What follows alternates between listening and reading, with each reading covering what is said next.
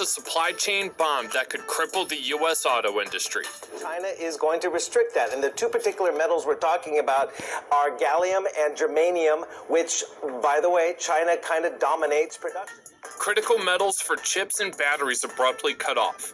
Is this the end of affordable EVs as we know them? These boring-sounding elements like gallium and germanium make the high-tech guts of modern cars. Putting export controls on germanium and gallium, and this could just be the beginning of more restrictions on other critical raw materials. And China controls over 80% of their production. By slashing exports, China just made the global supply chain its newest hostage.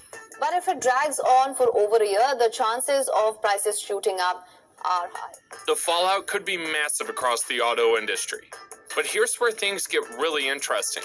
This is the kind of idea that makes you super curious, something not usually seen in Latin America, especially in the world of cars. In a place where money troubles and tough situations often make cars a challenge, this idea is different because it's affordable. It's like getting more stuff without spending a lot, which isn't something you usually hear about cars in Latin America. You know, the phrase more for less doesn't usually fit with the cars you find here. It's like trying to touch something you can't really touch, an idea that's been missing for a long time. I haven't been to a car event in a while that made me feel this hopeful. And speaking of hope, my dear viewers, let's think about the bigger picture. What's been happening between China and the US? Now, about the recent things happening between China and the United States. Let's talk a bit about the world and politics. You often see in movies and on the news that China and the US are acting like enemies in a big Cold War, with the possibility of a nuclear fight.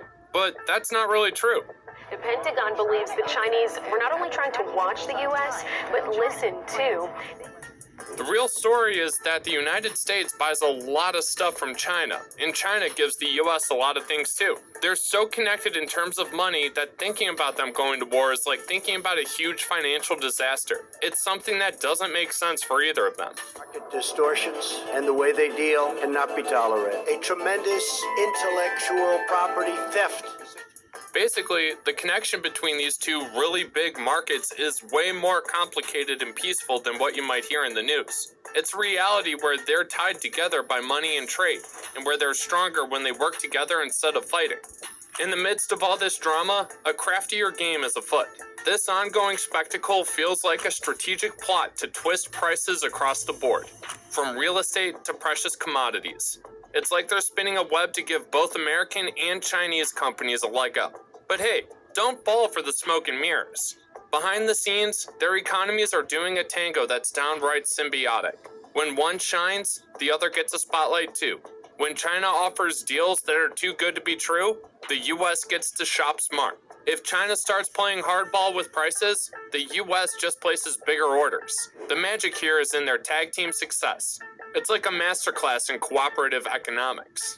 So, what's the grand scheme, you ask? Well, enter Tesla onto the stage. They're getting ready to make their own stuff. But here's the twist. China wants to do a disappearing act with some key metals like gallium and germanium. The U.S. is insistent that China is a threat. They're trying to contain it. They're saying we're not going to let you have, quote, our technology. But it's not just U.S. technology. These metals are like the VIP passes to battery and high-tech chip production. But behind the scenes, it's a showdown for fairness. Accusations are flying, and Tesla's eyeing up Mexico's iron-rich Sonoran Desert to build their battery factories. Because Mexico's stepping up as the new big shot in lithium production. Mexico's all set to flex its lithium muscles, rewriting the playbook in global industry dynamics.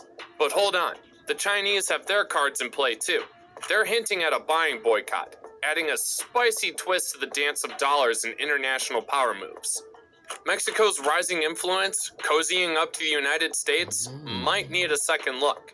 While the idea of a tight friendship is tempting, my amigos from Mexico, there's a twist to ponder. Your connection with the US, though friendly, might not be as solid as it appears. If we dissect the politics and money matters, it seems like you're leaning more their way than the other way around. Volkswagen said that these two materials are important for the future of autonomous driving. Let's dive into the world of microchips for a juicy example. Get ready for a mind-blowing fact. Some of the biggest microchip makers are from China. And guess what? They're boosted by American investments. And even the ones not directly from China, many are Korean companies that also have American money behind them. Now, imagine this scenario.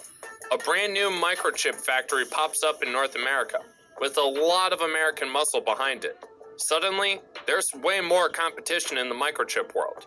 And you know what happens when there's a lot of competition? Prices drop.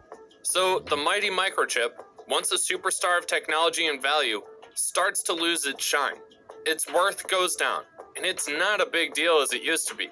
Chip-making machines as a sign that the United States wants to contain China and prevent its rise, prevent it from economic. This, my friends, is how markets work. It's like a dance where power and influence can totally change things up. Presently, it's becoming commonplace to witness an abundance of supply in the market. This development leads to a logical outcome. Chinese companies backed by American investments will find themselves facing lower profits. Why? Because they'll need to reduce prices for their microchips, dictated by their colossal American investors. The crux of the matter is that these American investors don't want their Chinese microchip ventures to falter. They don't want a new American microchip industry to arise, one that might be driven by fresh players within the automotive sector. Here's the truth that might ruffle feathers. Entrepreneurs, for the most part, don't relish competition. Anyone who claims competition is a wonderful, healthy phenomenon is either misinformed or intentionally misleading. Sure, competition might benefit the consumer, but it doesn't align with a businessman's profit aspirations.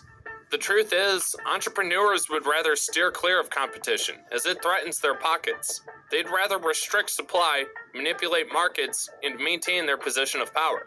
This is why we witness the convenient restriction of gallium and germanium by Chinese companies, seemingly establishing themselves in the United States. Keep in mind that the capital, whether American or Chinese, has its roots in China. It's where they reap the greatest profits, regardless of nationality. These entities don't intend to keep a robust microchip industry in the US, despite their rhetoric. Instead, they utilize a narrative that paints the Chinese as disloyal cheaters, a diversion from the actual dynamics at play. The real deal is clear. The Chinese need to put limits on what American companies can buy. These limits help them out, making sure things stay balanced according to their money plans. But let's think about what's coming in the car world. It's pretty likely that the Chinese will have to loosen up on those limits as time goes on. And that means they'll end up selling the stuff they didn't want to let go of in the beginning. Now, what do I think will happen next? Well, that's a story for another day, and I'm super curious to know what you think. Drop your thoughts in the comments section below.